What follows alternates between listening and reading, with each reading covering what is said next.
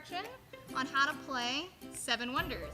Seven Wonders is a fun game. We're going to be playing the physical version today, but the digital version is available on Board Game Arena.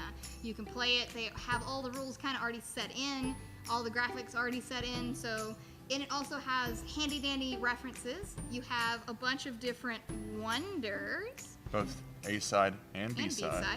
And if you don't understand anything, because we're not going to go over all of the rules for all of the wonders here, reference the rules on Board Game Arena. It's very extensive and easy to navigate. So. Yep. All right, when you play Seven Wonders, no matter how many people, you're going to get dealt a hand, kind of dealing around, but I'm going to give you an example hand of 7 cards. Now, this is a drafting style game where you take a look at your cards, you pick one, face down, and then everybody reveals at one time. Cards have different functions, but there's a couple of base functions.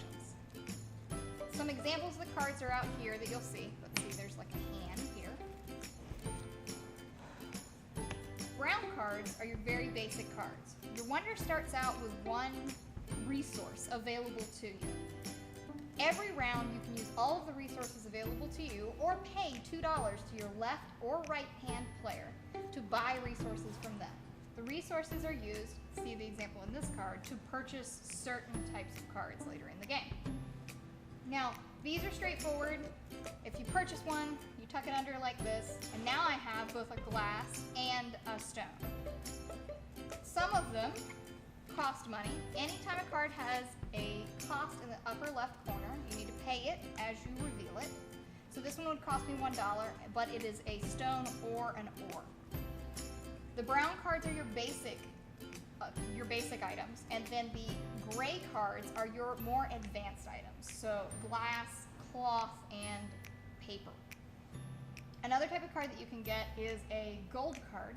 Gold cards are merchant cards. So this card, for example, just gives you $5. You start the game off with $3, and you can get more money throughout the game. This card means that it costs you $1 to purchase resources of these types from your neighbors, and this one means that it costs you $1 to purchase these types from my neighbor to the right. It matters a lot where you're placed in this game, because you are going to be drafting first right, then left, then right in 3 different ages. So age 1, age 2, age 3.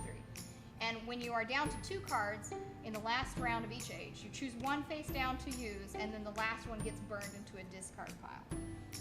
When the 3rd age is over, the game is over. Other types of cards are military cards.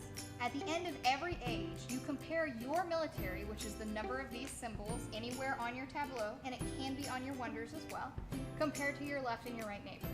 If you tie with them, you don't get anything. If you lose, you take a -1. And if you win, you get a 1 point in the first round, or age, a 3 point in the second age, or a 5 point in the 3rd age. It can be a really good points booster. So it should be something I focus on then? Depends. If your neighbor is, say I'm building up a lot of military, you're going to waste a lot of time and cards building military. You may want to give up those points and try something else. The key to this game is to diversify a little bit, but get a certain engine going. For example, I could have an engine where I'm building a lot of my wonders, and my wonders, as an example, give me 10 points total, so if I wind up building these, and I'll go into how the wonders work in a second. Another strategy is to build a lot of military, so then you could get up to a lot, well, you get a lot of points throughout the game, and the most points coming at the end. Blue cards are a different strategy. Blue cards are special works in your town, because you're building one of the 7 wonders, and they build on each other.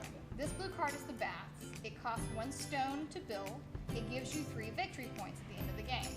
Now, later in the game, if you come across the aqueduct, you can build that card for free because you have the prerequisite baths. Doesn't matter what the aqueduct costs, you're going to get to build it for free. You don't have to pay 3 stone. You have the baths, so you can build it.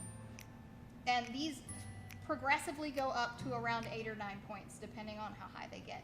You can have an unlimited amount of any type of color of card on your tableau. So I can have unlimited amount of taverns then?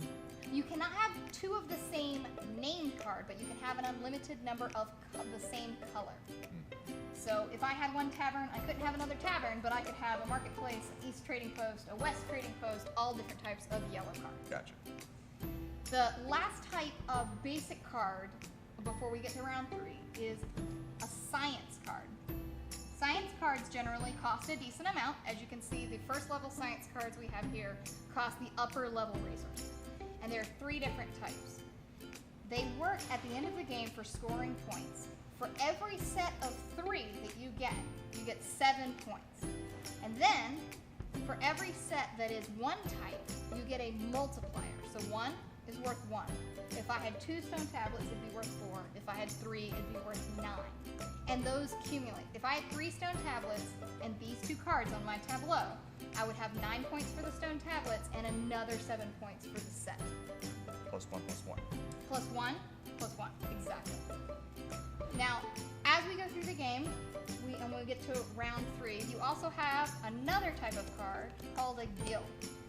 Guilds are generally points or resource accumulating cards. And by resources, I mean, for example, this card would give you a science of your choice, whatever gives you the most points at the end of the game. This card would say, whoever to your left and your right, you count the number of red military cards and it gives you victory points based on that, but not your own. If there were a little arrow that points down, that would include you.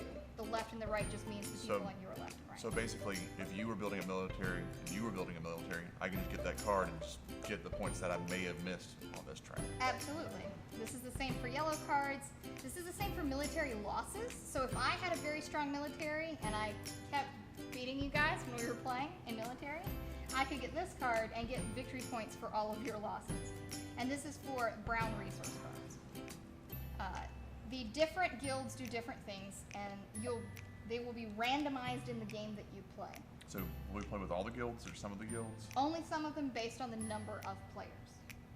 Now, buying a card for its intended purpose is not the only thing you can do. Every time you're picking a card, you can either buy it for any one of these purposes that I like to put on your tableau to pay the cost and set out.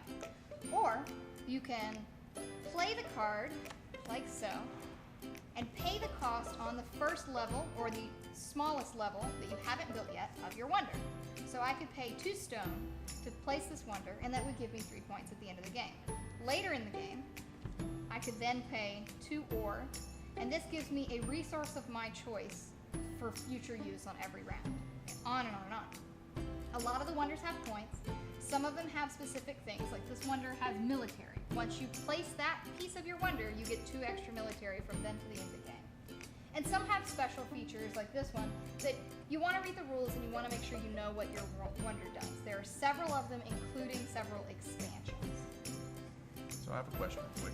Sure. Let's say I have this Glassworks here, and I use this Glassworks. Does it go away? It does not. It stays with you. You can use it every single round. But I can only use it as a one thing, though. Correct. You can only use 1 glass. So if something calls for 2 glass, you would need to buy it from me, your neighbor. I like money. I would like the money. The third thing that you can do with your card is burn it for $3.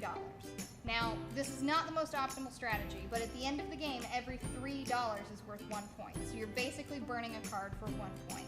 And later, if you need to buy resources from your neighbors, if you can't use any of the cards you have because you can't pay for them, or something, or you already have built that card that you want and it has the same name, that's an ability for you to do.